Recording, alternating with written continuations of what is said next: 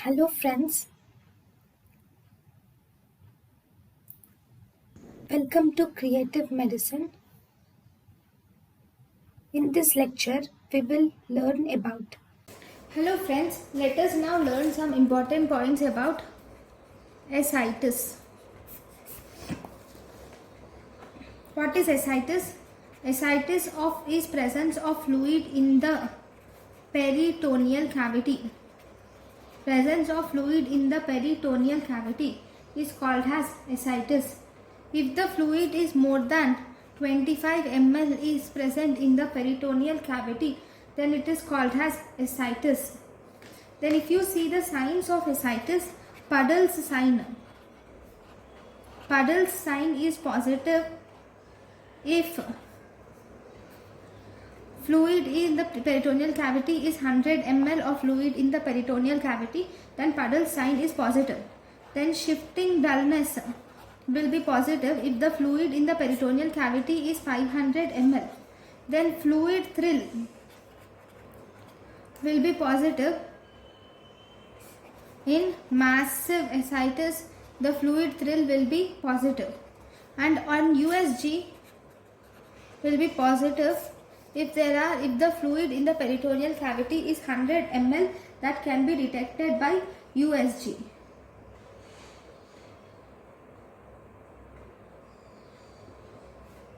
Puddle sign is mainly done in knee elbow position.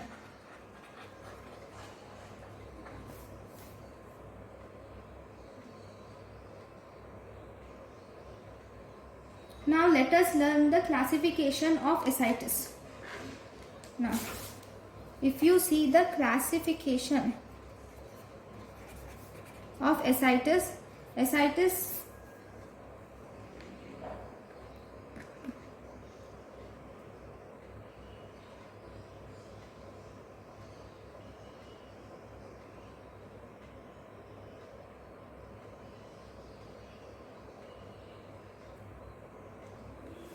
Classification of ascitis is mainly done based on serum ascitis albumin gradient. If this serum ascitis albumin gradient, if it is more than 1, then we call it as ascitis. We think that ascitis is due to portal hypertension. Okay, then if serum ascitis albumin gradient is less than 1, that is here high serum ascitis albumin gradient. If it is less than 1, that is low serum ascitis albumin gradient. Here the ascitis is not due to portal hypertension. It is not due to portal hypertension. Now, in high ascitis albumin gradient, the causes include: it is seen in cirrhosis of liver, it is seen in alcoholic hepatitis of liver, then it is seen in hepatic failure,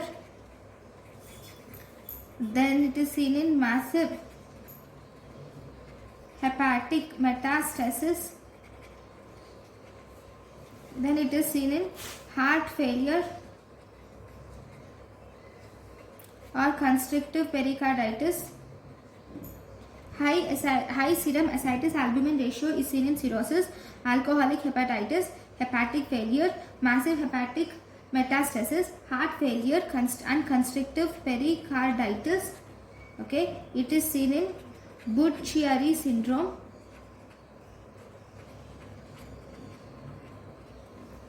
And then you will also see it in portal vein thrombosis. It is seen in portal vein thrombosis and idiopathic portal fibrosis. Idiopathic portal fibrosis. So all these are the main causes of high serum albumin ascitis ratio. These are the causes of portal hypertension also. Now, low serum ascitis albumin ratio, where ascitis is not due to portal hypertension, is peritoneal carcinomatosis. This includes peritoneal carcinomatosis or peritoneal tuberculosis or this includes pancreatitis, cirrhosis, and nephrotic syndrome. Okay, so these are the classification. More than one, then high serum ascites albumin gradient, where ascites is due to portal hypertension. Less than one, where low serum ascites albumin gradient, where the ascites is not due to portal hypertension. Then there are some other different types of ascites are also present. One, we have chylous ascites. What is chylous ascites? Chylous ascites refers to the turbid. It refers to turbid, milky or creamy, turbid, milky or creamy peritoneal fluid which is present mainly due to the thoracic or intestinal lymph, which is present due to thoracic or intestinal lymph, is called as chylous ascites. This chylous ascites or ascitic fluid, on microscopically you can see presence of Sudan staining is seen on the fat globules. You will see presence of Sudan staining is seen on the fat globules. So if you do the chemical examination will show the presence of triglycerides are seen in the chylous ascites. Now what are the causes of this chylous ascites? If you see, the causes of chylous ascites include trauma, tumor, tuberculosis causes chylous ascites, filariasis causes chylous ascites, then even nephrotic syndrome will cause chylous ascites. So these are the main causes of chylous ascites.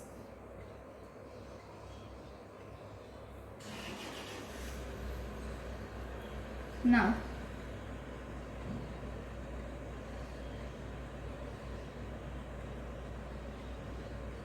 so we will make a table, okay, which contains the fluid, ascites, and what are the characteristics. That is, characteristics of ascitic fluid. Characteristics of ascitic fluid in various diseases.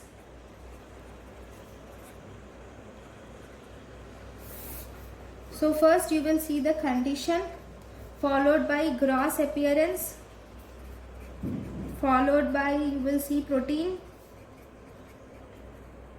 then serum ascites albumin gradient you will see, then you will see cell count. In the cell count, RBC more than 10,000 and WBC per cell, and if we do other tests, what are the results of them? Okay, then other tests. First we will see cirrhosis. In cirrhosis, the appearance of the ascitic fluid will be straw colored or bile colored. Straw or bile colored, and the appearance, the proteins are less than 25% or less than 25 gram per deciliter. That is 95% are proteins. Okay, then serum ascites albumin gradient will be more than 1.1, RBC will be 1%, WBC will be less than 250, that is mesothelial, predominantly mesothelial. Then we see cirrhosis. After cirrhosis, if there is neoplasm, then you will see that the fluid is straw colored, can be, or it can be hemorrhagic, or it can look mucinous or chylous. You can see mucinous fluid or chylous fluid can also be seen. How much protein you will see? You will see protein to be more than 25 gram per deciliter. You will see protein to be more than 25 gram per deciliter. Now what about the serum ascites albumin gradient? It is less than 1.1, and there are 20%, WBC are 20%, sorry, RBC are 20%, whereas WBC are almost more than 1000 are present And then you should do cytology should be done. You should do peritoneal biopsy should be done because it is malignancy, right? So this should be done. This is neoplasms. Then after neoplasm, the next important thing which we have is tubercular peritonitis. We should do tubercular peritonitis. Tubercular peritonitis, if you see gross enlargement, it is clear, turbid fluid, or there can be hemorrhagic cyst. It is clear turbid fluid with hemorrhagic and chylous appearance can be seen. Here you will see presence of more than 20 gram per deciliter of proteins, more than 25 gram per deciliter of proteins are seen. Serum ascitis albumin gradient will be less than 1.1 and RBC are almost 7% and WBCs will be more than 1000 and almost 70% will be lymphocytes only. Here you will do AFB staining. That is tubercular peritonitis. Then if you see pyogenic peritonitis. In pyogenic peritonitis, okay, you will see turbid fluid or purulent fluid you will see. Here if purulent, then the protein content will be more than 25. Serum ascitis albumin gradient will be less than 1.1 and WBC is not present, sorry, RBCs are not present. WBCs you will see maximum, you will see neutrophils or polymorphonuclear cells are seen. Okay, then in other tests you will have to see positive gram stain because it is pyogenic. Then the next condition, one more same table, condition, gross appearance, then proteins in gram per deciliter, serum albumin ascitis gradient. Then if you see cells, RBC cells more than 10,000 per liter and WBC count and other tests. Okay, so if you see the next condition after pyogenic peritonitis, we can see congestive heart failure. In congestive heart failure, gross appearance is straw colored. Then proteins are variable and serum ascitis albumin ratio gradient will be more than 1.1. RBCs are seen 10% and less than 1000 WBCs are seen, and these WBCs which are seen are usually mesothelial, or you will see these are mononuclear. Okay, so this is congestive heart failure. Then if you see nephrosis, the next condition is in nephrosis. In nephrosis, grossly you will see presence of straw colored appearance or chylous appearance you will see, and the proteins are less than 25. Here it is 15 to 53, it is variable. In nephrosis it is less than 25 and serum ascitis albumin gradient will also be less than 1.1 and the RBCs will not be present, WBCs less than 250, and these are also mesothelial mononuclear cells are seen. Okay, then the next important is pancreatic ascitis. Pancreatic ascitis or also called as pancreatic pseudocyst. Pancreatic ascitis and pancreatic pseudocyst, in this if you see, here you will see presence of turbid, hemorrhagic, you will see turbid, hemorrhagic or chylous. It is variable, the protein gradient will be variable, often more than 25. Serum albumin ascitis gradient is less than 1. RBCs may be their blood stain, it is variable, it may or may not be seen. And WBCs are also variable. Other tests is you should get amylase of the ascites fluid. You will see amylase increased in ascitic fluid. So these are the different types of the ascites which you can see. Then how are you going to treat the ascites? So treatment of ascites. In treatment of ascites, It depends upon the three things, whether it is small amount of ascites or whether it is moderate amount of ascites. Okay, in small amount of ascites, you can do dietary restriction of sodium alone is sufficient, whereas if moderate amount of ascites, then we should do diuretic therapy and furosemide should be given. That is furosemide, dietetic therapy like furosemide should be given.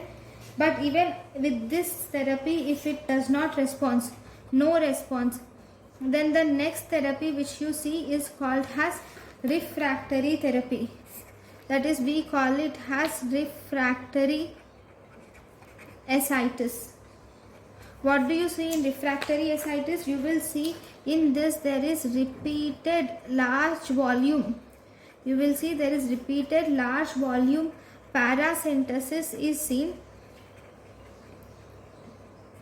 or you will see you will have to do repeated large volume paracentesis, or you should do tips should be done.